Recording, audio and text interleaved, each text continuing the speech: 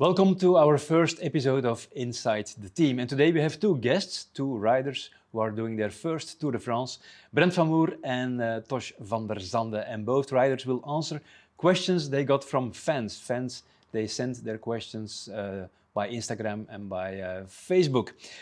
Yeah, first question comes from a guy, Wancho, who asks, are you rooming together immediately as new guys? No, I sleep alone, but maybe it will change in a few days. Sleeping with Thomas again. I think I already did maybe 6 or 7 Grand Tours with him as a roomie, so yeah, we know each other quite good now. Yeah. You ask for that, or is it the team who decides? I think they know before, so yeah, they put us together because they know we match good. Good. Darkomar5 asks, you Tosh, do you have an eye on some stage, or is it all working for Caleb Ewan? Well, I think it's obviously that we, for sure the first week, I'm going to work for Caleb. I'm going to save as much as possible in the stages that doesn't fit us as a team. And then, after the first week, we will see maybe that there is some opportunity, but the main goal is to focus on Caleb. Yeah. I got a question from Jurgen de Gendt, maybe it's Thomas' brother.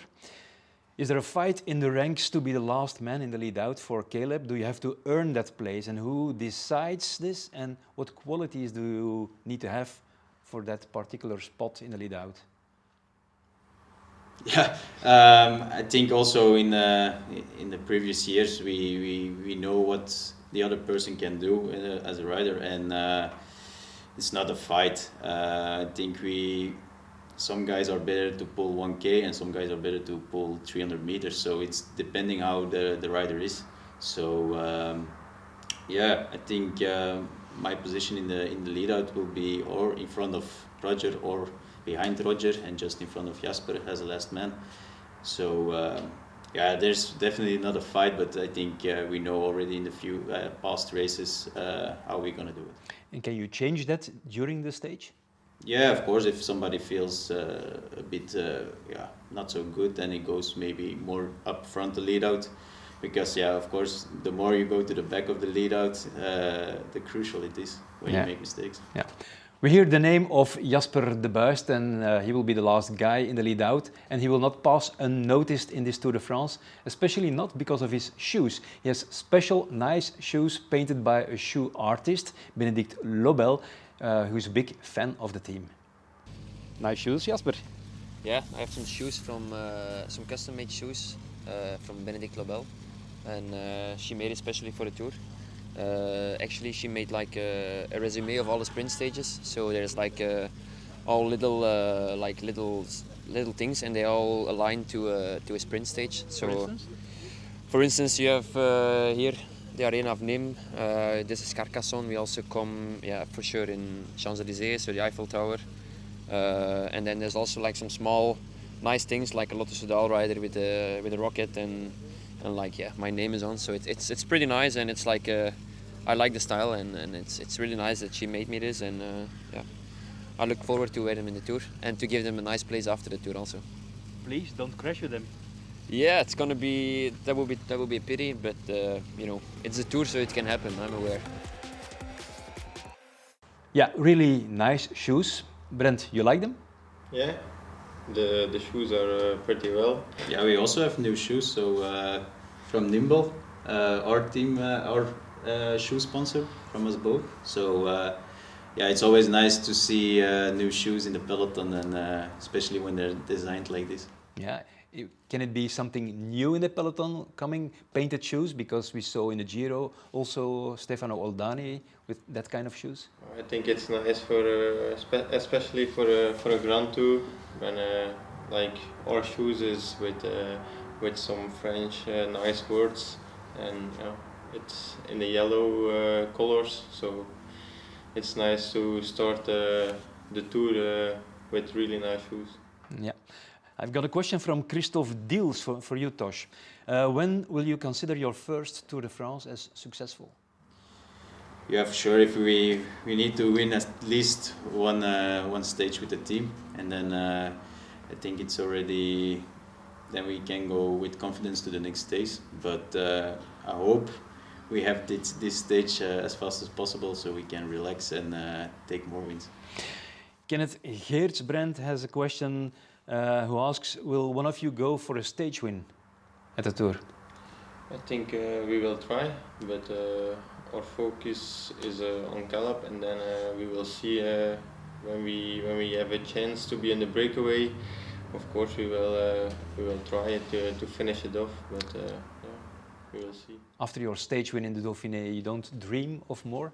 Yeah, of course, but I think everybody dreams of it, but it's not so easy. But yeah, we're gonna give it a try. Yeah. Fife Gerard asks, who is the funniest guy of the team? Philippe Gilbert. Why? Yeah, because he has good jokes and he's a funny guy. You agree? Yeah, he's a funny guy, of course, but I have to say Thomas de Gendt because he's my roomie, and if I don't say his name, he will shoot me. Well, we asked Thomas de Gendt and Philippe Gilbert to give some advice to Harry Sweeny, who's doing also his first Tour de France. And de Gendt and Gilbert, they have experience. They're doing their 11th and 9th Tour de France. So they told Harry Sweeny how to make his suitcase, because 3 weeks Tour de France, that's something special.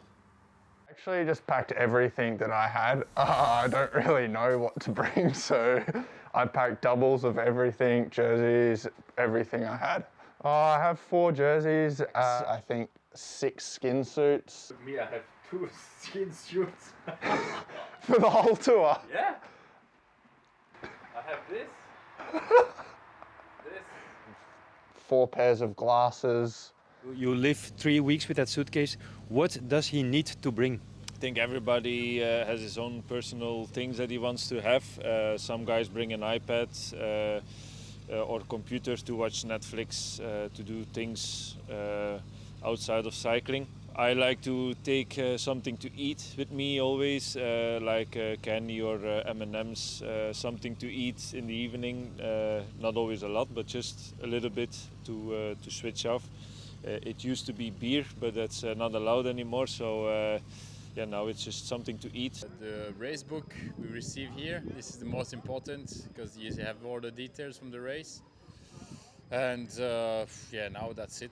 No, nothing special? I don't really have anything special. I actually asked him for some advice if he had any recommendations, and he just said nothing. So. What do you do in the evening when your job is done? Relax, talk with Phil, have a laugh, watch some soccer. Yeah, it's nothing too serious. Watch some movies. Yeah. I have a book here to read, but I don't know how much of it I'll actually read. I've been trying to get through it since January, so it's been a busy year.